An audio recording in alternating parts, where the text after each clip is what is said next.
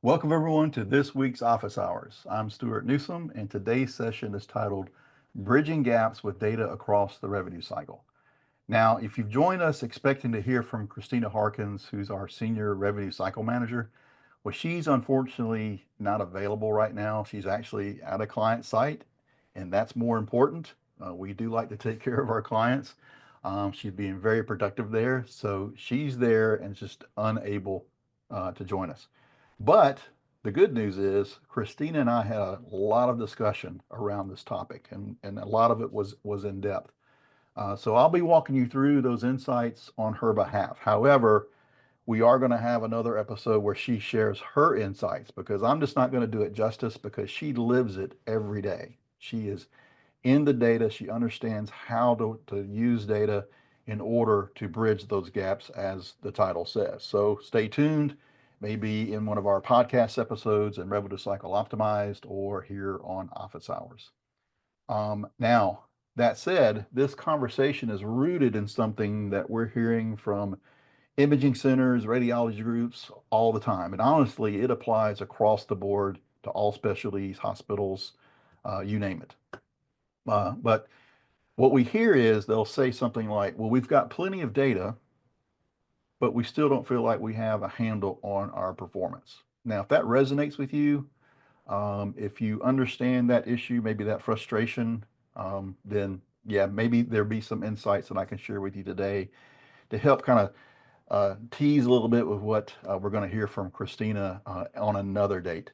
But that said, this will be about a 10-15 minute segment. It's not going to be as long as we or as in depth, but you will have some insightful nuggets to take away from this. So we hear it from ops teams all the time, from executives, from client managers. Everyone's looking at dashboards, and it's like this magic word, dashboards. If we build a dashboard, they will come, right? Or the data will come. But nobody's quite aligned on what it really means or what to do next from looking at all that data. So let's start with the most common disconnect that we see. Like when leadership and operations and client facing teams are looking at the revenue cycle through a different lens, one team's focused on claims going out, another's watching denials. Executives want to know when revenue is hitting the books, but no one's quite telling the same story.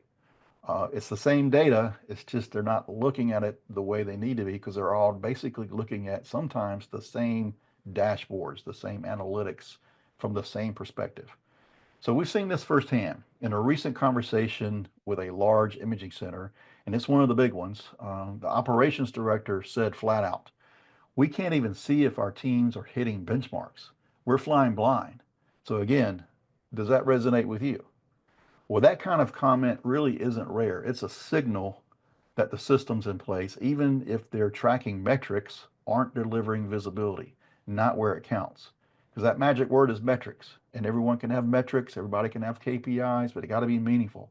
They got to be able to move the needle. So, what's the problem? Well, often it's the groups are relying on legacy dashboards or their reporting tools built for compliance, not decision making. Now, I know that I have made this joke before, but some PM systems out there are saying, hey, the 90s called and they want their user interface back. They're very archaic, very old. The data's there, they're still very useful, but obtaining that data can be very difficult. They might pull a report out of the EHR, or maybe the billing company sends over something in Excel, right? There are 12 spreadsheets, none of them really connected, but you got 12 spreadsheets. And all of them are telling slightly different stories from a different spin. Still the same data, but looking at it differently. So here's the thing. Data without clarity creates more confusion, not less. Again, it's just a lot of noise. So that's where tools like we have here at Infinix, we have a product called AR and Denials Management Platform. So we call it affectionately ARDM. And I say this not as a commercial, but really just from a perspective as someone who's seen how they were originally designed, how they were really built, what was the purpose in building these. And we originally built them to help us in the work that we're doing for our clients when we perform end-to-end RCM services. But these platforms were built to show reports, or they weren't really built to show reports. They were built to help people make decisions. So, should this claim be today or tomorrow? Which denials are trending? Is the team under allocated or overloaded? And the real magic happens when you combine the platform with people. So it's not that the data or the AI that we would have associated with that data is going to replace the people. It's actually used as a tool to work with those people. And I'm talking about services and analysis who understand the nuance and can translate a trend line into an action plan. Now, Christina always says, we're not the experts in your practice, you are. Our job is to make sure that the data works the way you do and the way you need it. So let's talk about something we see a lot, what I call the over-reporting trap. Now, a radiology group that we worked with recently had dashboards for everything, claim status, aging, appeals, AR by payer class, the usual suspects. And over time, they just kept adding more dashboards, more charts, more tabs, but the same problem kept lingering. But here's the thing, no one was really using them. Managers didn't know which metrics mattered the most. So physicians ignored them altogether. And when we asked their ops team what their performance really looked like last week, no one could really answer it confidently. So what did they do? Well, they stopped. We helped them reset everything. So together we picked up just three KPIs and sometimes just making it simple. I don't like the word dumbing it down, but it's exactly what we tended to do is we picked these three KPIs, and one was clean claim rate, days to denial resolution, and net recovery projection. And they built meetings around those three. They printed them, posted them, discussed them weekly. That's when things started to shift. So the lesson here is more data isn't better, it's meaningful, consistent data that is better. So let me break something down that's often overlooked. Not everyone in the revenue cycle needs to see the same thing. Think about three types of stakeholders. First, you have the executive team. They care about big trends, margins, denial rates over time, staffing effectiveness, strategic outcomes. And outcomes is exactly what we're looking for. They don't want noise. They want a clean 5-second picture of performance. Next, it's operations managers. Now, these are your day-to-day drivers. They need real-time info on backlog, who's falling behind, payer responses, escalation flags. They want task level data that helps them act. And then your client or account teams. They're translating performance to the clients. They need visibility into volume trends, exception handling, time to resolution stats, because those are the things that clients ask about. Now, one metric like denial rate means three different things to those three people.